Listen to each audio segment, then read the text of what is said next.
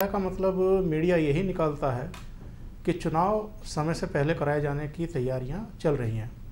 वैसे भी आमतौर पर जनवरी के अंत में या फरवरी के शुरू में वहाँ चुनाव ड्यू हैं और जिस तरह का वातावरण इस समय हरियाणा में है, जो लोकसभा चुनाव होकर निपटे हैं उनमें 10 में से 9 सीटें कांग्रेस ने जीती हैं और जो 10वीं सीट है वो भी मजाक में लोग यही कहते हैं कि कांग्रेस ने ही जीती है, भजन लाल हिसार से जीते हैं। तो इससे अच्छा वातावरण हुड्डा सरकार के लिए कोई हो नहीं सकता है। विपक्ष को एक तरीके से हरियाणा की जनता ने नकारा ही है। जो INLD और बीजेपी का गठबंधन हुआ था, किसी भी सीट पर उसको कामयाबी नहीं मिली है और जो भजन लाल की पार्टी है वो अलग लड़ी है। एक और फैक्टर जो वहाँ मजबूती से उभरा है पिछले कुछ चुनाव में, बहुजन समाज पार्टी। तो विपक्ष जब जब बटा हुआ होता है कांग्रेस को हमेशा फ़ायदा मिलता रहा है। हुड्डा को लगता है कि एक वातावरण बना है लोकसभा चुनाव जीतने के बाद उनके पक्ष में। और देखिए, कोई भी स्टेट हो, अगर कोई एक बड़ी घटना हो जाए या कोई एक ऐसी बात हो जाए कि जिससे सरकार को बदनामी मिल जाए तो रातों रात फिजा बदल जाती है। तो ऐसा मौका वो देना नहीं चाहते हैं। जो एक अच्छा वातावरण बना हुआ है उसको भुनाना चाहते हैं।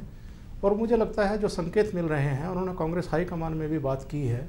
अभी हालांकि वहाँ से क्लियरेंस नहीं मिली है, लेकिन संभावना इसी बात की ज़्यादा है कि अरुणाचल प्रदेश और आपके जो महाराष्ट्र है उसके साथ शायद हरियाणा के चुनाव भी करा लिए जाएंगे। उमेश जी, जैसा कि ओमकार जी इशारा कर रहे थे, इन्होंने साफ कहा कि फ़िज़ा बदल जाती है। इसमें तो कोई शक ही नहीं कि हरियाणा की फ़िज़ा अभी बदल चुकी हैं जी। आप क्या सियासी फ़िज़ा देख रहे हैं? ऐसा है कि चौधरी साहब ने बिल्कुल सही कहा है कि कार्यकर्ताओं में उत्साह है, जोश है।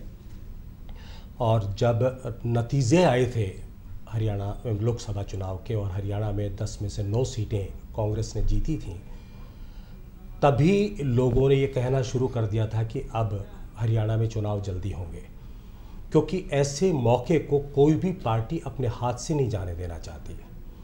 ये एक तरह से राजनीतिक मैच्योरिटी का परिचय होता है कि जब अच्छा माहौल हो, पार्टी के कार्यकर्ताओं में जोश हो, तो जितनी जल्दी हो अगले चुनाव करवा लेने चाहिए।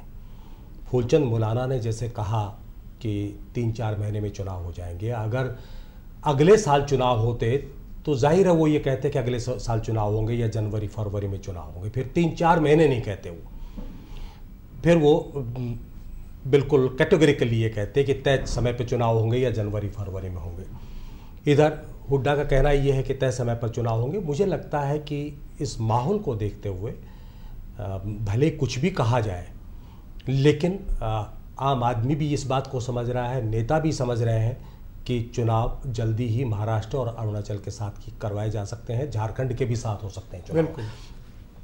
और वैसे भी 6 महीने तक छूट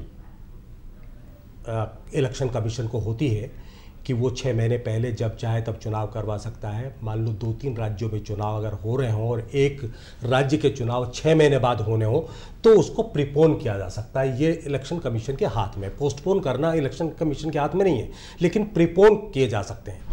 उससे ज़्यादा अगर प्रीपोन करने हो तब मुख्यमंत्री की सिफारिश चाहिए, लेकिन मुख्यमंत्री को सिफारिश करने की ज़रूरत नहीं है क्योंकि राज्य में उस तरह के हालात नहीं हैं। तो मुझे लगता है कि मुख्यमंत्री पर भी ऐसी कोई बात नहीं आएगी और इलेक्शन कमीशन खुद ही फैसला कर लेगा कि जब हम महाराष्ट्र, अरुणाचल प्रदेश और झारखंड में करवा रहे हैं तो क्यों ना हरियाणा के चुनाव भी साथ करवा ले जाए, उसको कुछ महीनों के लिए क्यों टाले जाए। इससे संकेत ये मिलता है कि हरियाणा के चुनाव भी अक्टूबर-नवंबर में हो सकते हैं। समय हो चला एक ब्रेक का। ब्रेक के बाद जब लौट कर आएंगे तो हम बताएंगे बीजेपी क्यों आरोप लगा रही है पीएमओ पर। आप देख रहे हैं मूड ऑफ इंडिया।